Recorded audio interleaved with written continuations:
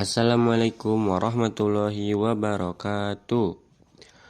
Pada kali ini, kami dari kelompok 6 ingin memberikan pemaparan materi tentang Financial Accounting pada modul FI menggunakan sistem SAP. Pada kesempatan kali ini juga kita akan membedah bagaimana akuntansi keuangan itu diterapkan pada sistem ERP modern. Dan model perusahaan yang kami pakai itu Global Bike.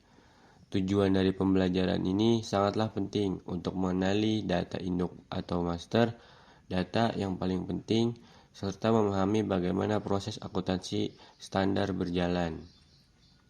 Untuk mempermudah pemahaman, penjelasan ini akan dibagi menjadi 4, yaitu struktur organisasi, master data, proses keuangan, dan pelaporan keuangan. Sebelum membahas struktur organisasi, master data, proses keuangan, dan juga pelaporan keuangan, kita harus mengetahui tujuan dan juga penggunaan laporan keuangan ini. Nah, untuk memahami itu, kita harus memahami juga tujuan dari Financial Accounting atau modul FI. Modul FI ini dirancang untuk mengumpulkan seluruh data transaksi keuangan dalam perusahaan. Data yang terkumpul ini menjadi fondasi utama untuk menyusun laporan keuangan standar. Apa saja seperti neraca, laporan laba rugi, laporan arus kas, dan lain-lain. Yang secara umum ini laporan-laporan tersebut ditujukan kepada pihak eksternal. Pihak eksternal perusahaan ini itu siapa saja?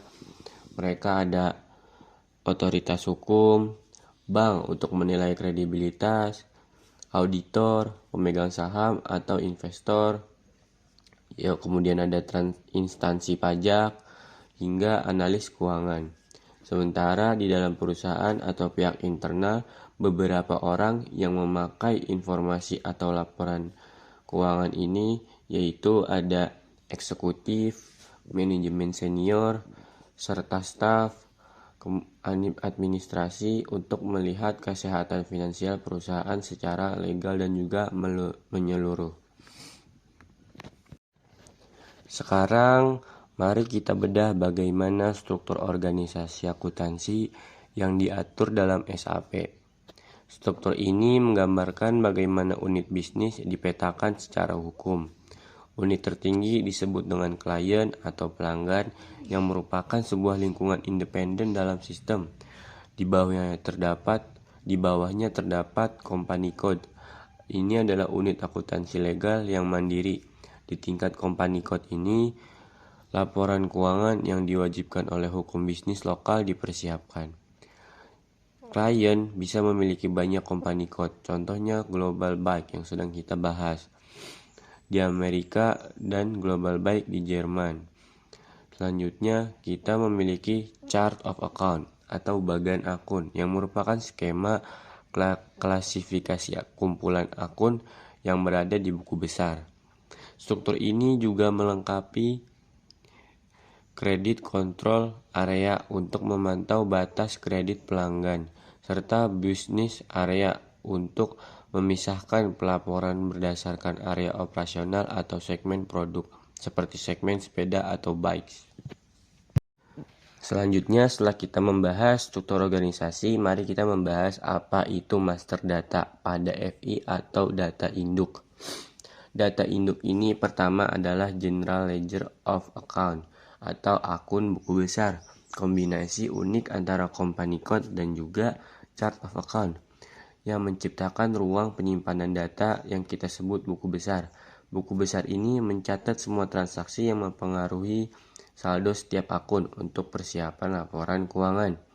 Selain itu, ada data induk untuk pelanggan dan vendor.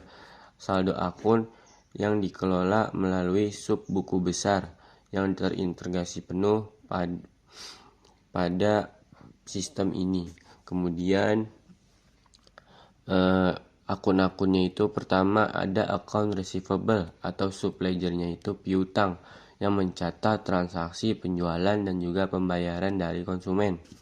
Bagian ini terintegrasi berat dengan modul sales dan juga distribution. Kedua, account payable atau sub ledger utang yang mencatat aktivitas pembelian dan juga pembayaran kepada vendor yang terintegrasi otomatis dengan modul material management. Master data atau data induk, mari kita membahas proses akuntansi dan juga prinsip dokumennya. Oke, yang pertama, mari kita lihat bagaimana proses akuntansi berjalan saat melakukan posting jurnal di SAP. Ketika sebuah transaksi diinput ke dalam sistem, SAP akan langsung menulis data tersebut ke dalam pusat basis data dan menerbitkan sebuah dokumen elektronik dengan nomor yang unik. Nomor dokumen ini yang digunakan jika kita ingin melacak atau memanggil kembali transaksi tersebut di kemudian hari atau di masa depan. Dokumen ini menyimpan informasi krusial seperti siapa yang bertanggung jawab, waktu transaksi, hingga konten komersial lainnya. Di sini berlaku prinsip utama SAP yang sangat ketat, yaitu dokumen finansial yang sudah masuk ke dalam database tidak akan pernah bisa dihapus. Dokumen hanya bisa diubah dalam batas tertentu atau disesuaikan menggunakan jurnal pembalik. Prinsip dokumen ini menjamin adanya audit trail atau jejak audit yang kuat yang memungkinkan auditor melacak saldo laporan langsung kembali ke transaksi awalnya demi kepatuhan hukum. Setelah kita membahas master data, struktur organisasi, dan juga proses keuangan, kita sampai pada pembahasan terakhir yaitu pelaporan keuangan atau reporting pada sistem SAP ini. Pada sistem SAP ini, reporting atau pelaporan secara otomatis dapat menyajikan laporan keuangan secara real time atau langsung pada detik itu juga. Laporan pertama yang dapat dihasilkan dari sistem SAP ini yaitu pertama ada balance sheet atau dalam bahasa Indonesia biasa kita sebut neraca yang menyajikan posisi akun-akun aset, kewajiban dan juga ekuitas pada perusahaan dengan rumus baku di mana aset itu harus sama dengan liabilitas ditambah dengan ekuitas. Kemudian pada laporan kedua kita akan membahas yaitu income statement atau laporan laba rugi. Laporan ini menunjukkan kinerja pendapatan dengan menguranginya dengan beban operasional selama periode tertentu. Misalnya bulanan atau juga tahunan yang menghasilkan informasi laba bersih sebelum maupun sesudah pajak. Oke, kemudian yang terakhir ini kita akan membahas statement of cash flow atau yang biasa kita sebut laporan arus kas yang melacak pergerakan uang tunai yang masuk dan juga keluar dari perusahaan. Kenapa? Karena uang kas itu merupakan aset paling liquid dan vital bagi keberlangsungan operasional perusahaan.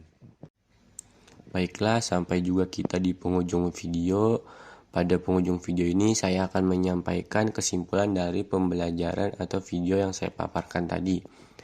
Yang pertama itu sebagai kesimpulan, kekuatan utama dari modul financial accounting dalam SAP ini terletak pada integrasinya yang tanpa sekat.